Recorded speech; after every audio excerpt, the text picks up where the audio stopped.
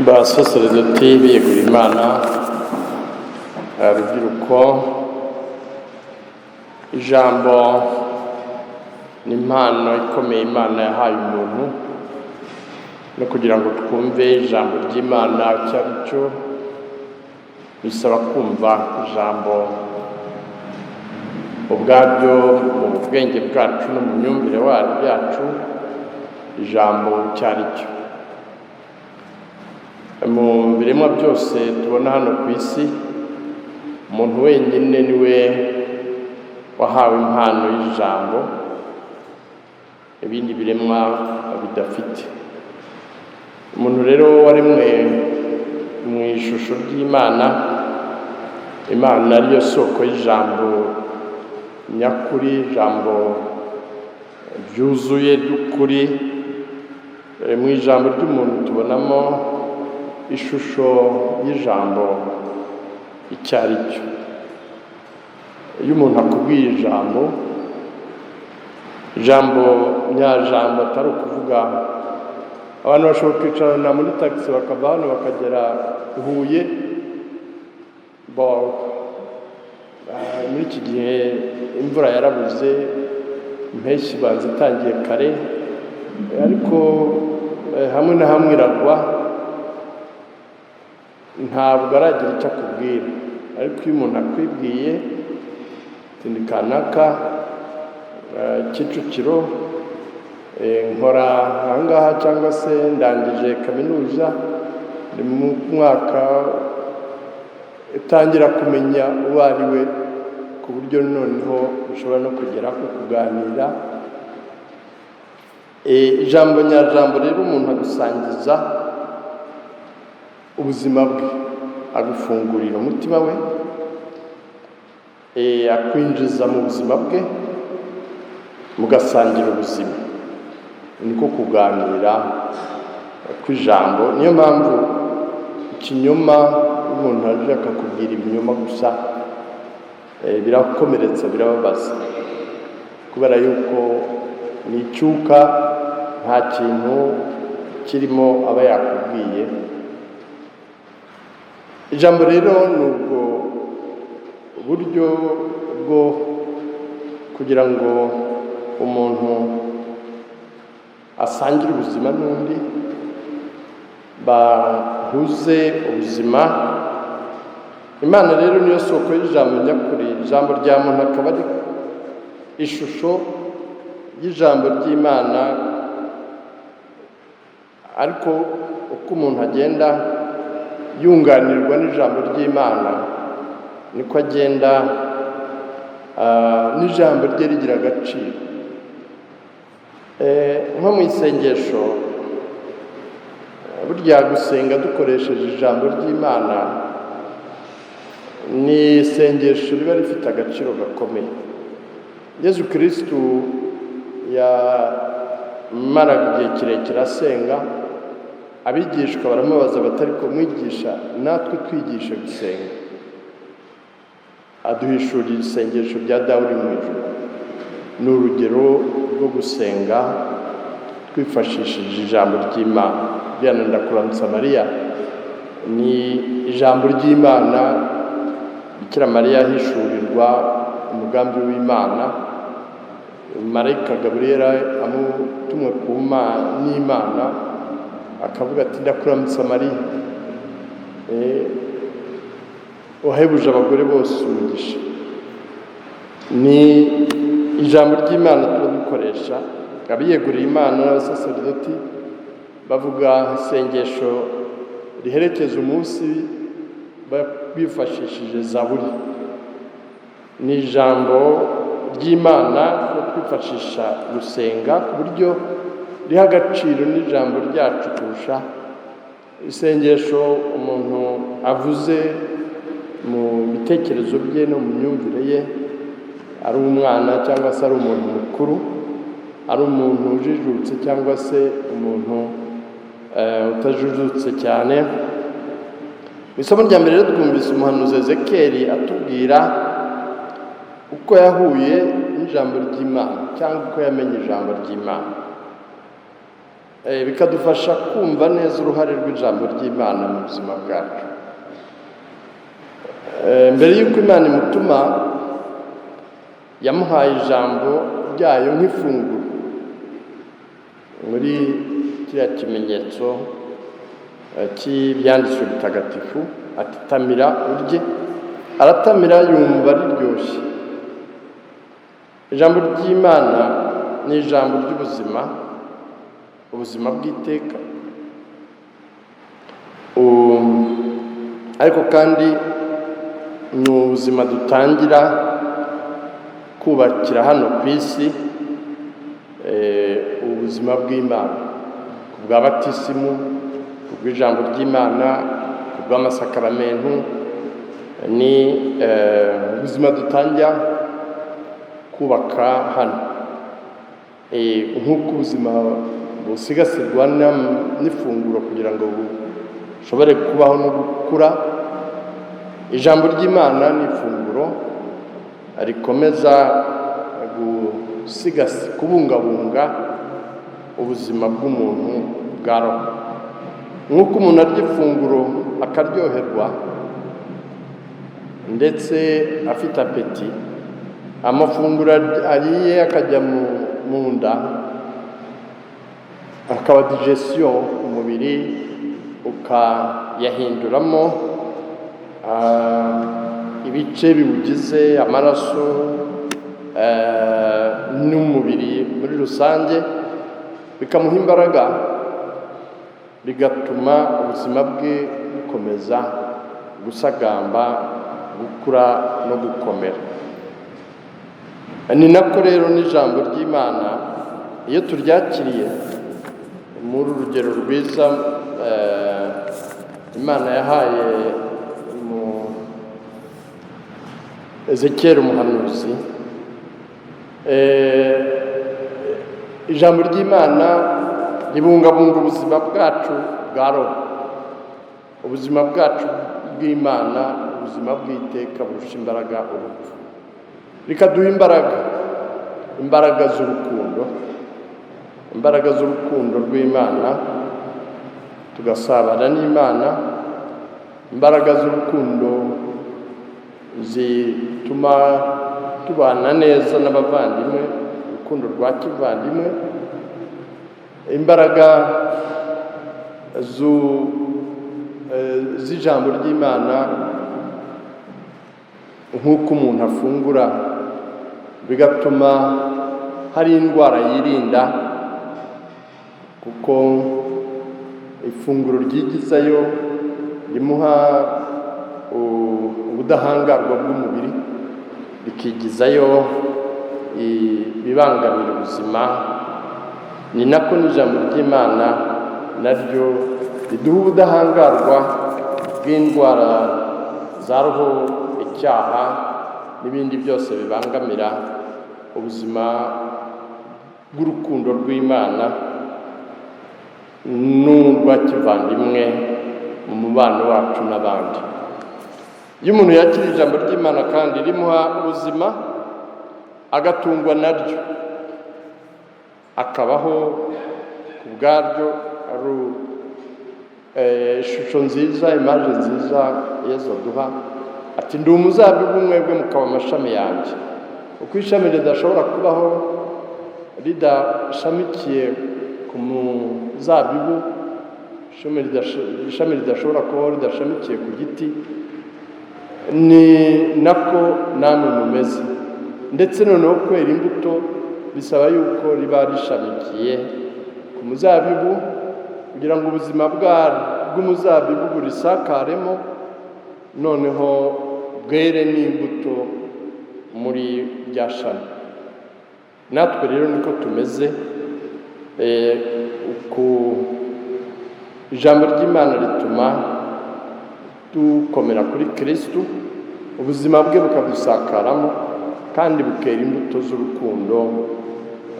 Pawulo mutagatifu atubwira imbuto z'ibyishimo n'amahoro, imbuto zo kwihangana, imbuto zo kuba indahemuka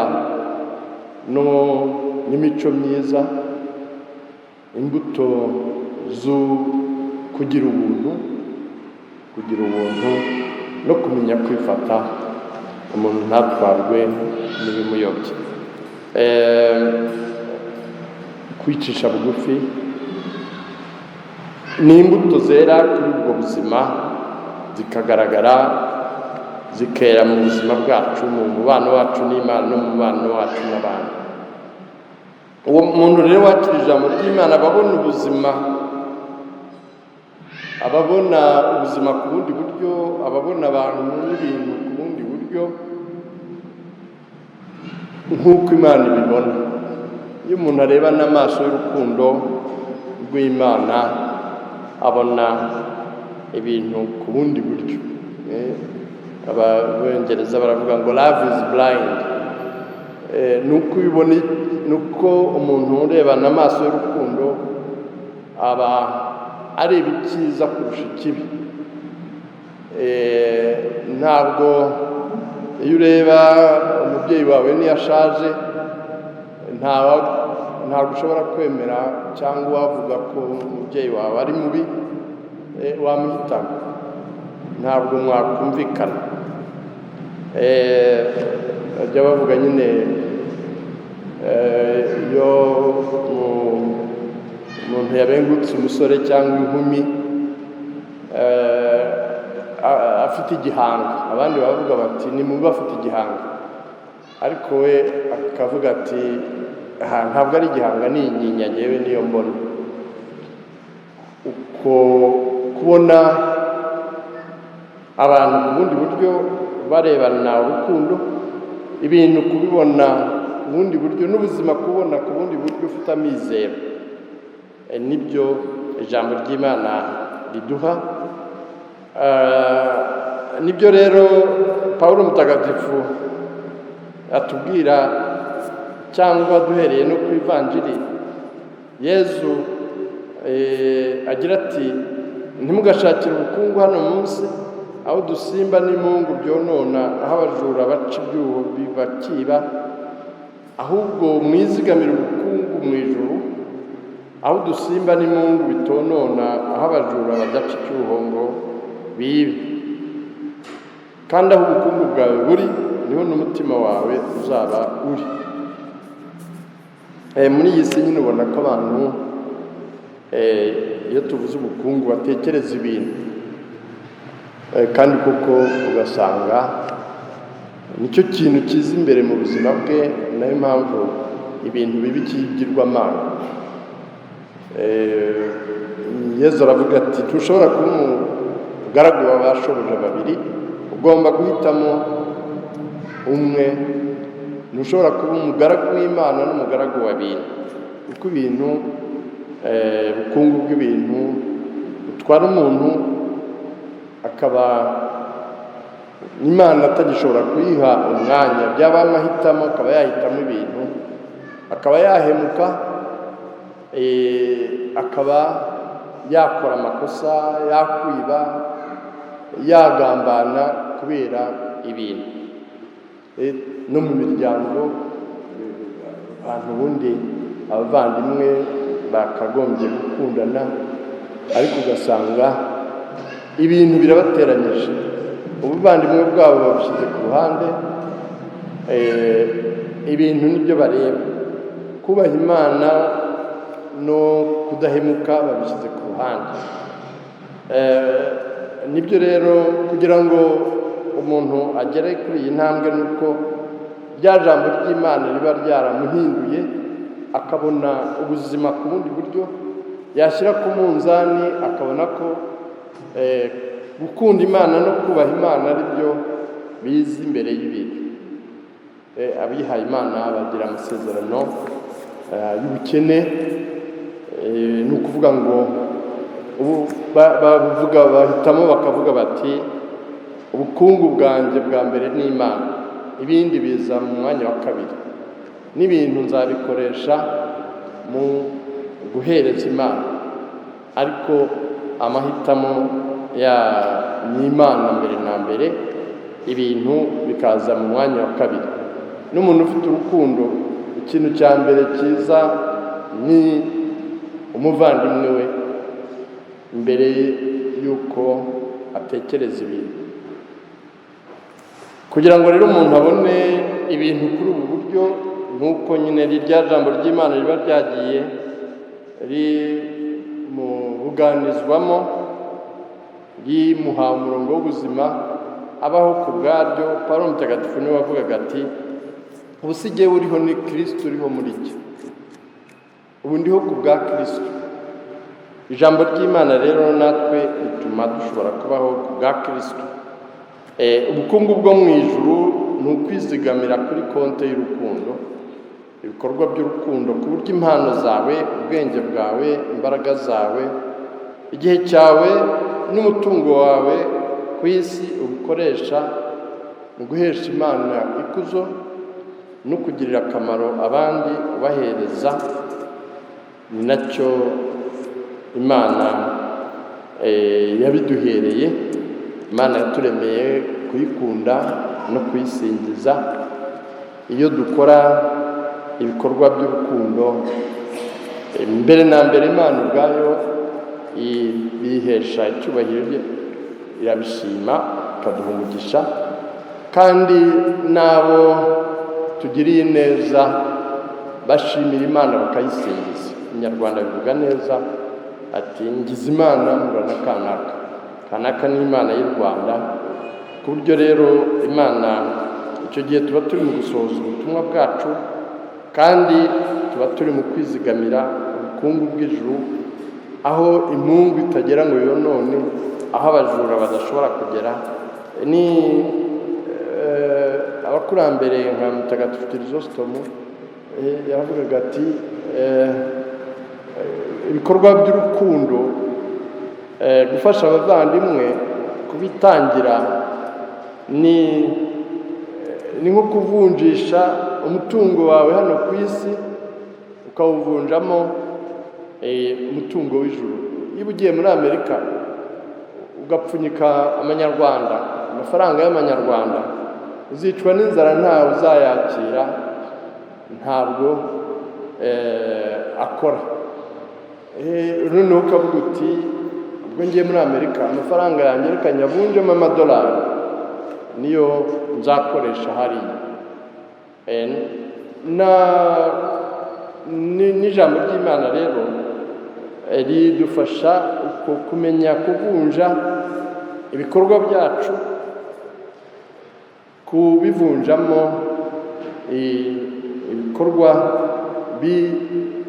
bituzigamira ubukungu bw'ijuru, bituzigamira mu bwami bw'ijuru, aho abajura batagera, n'aho inyungu zitagera ngo zonone.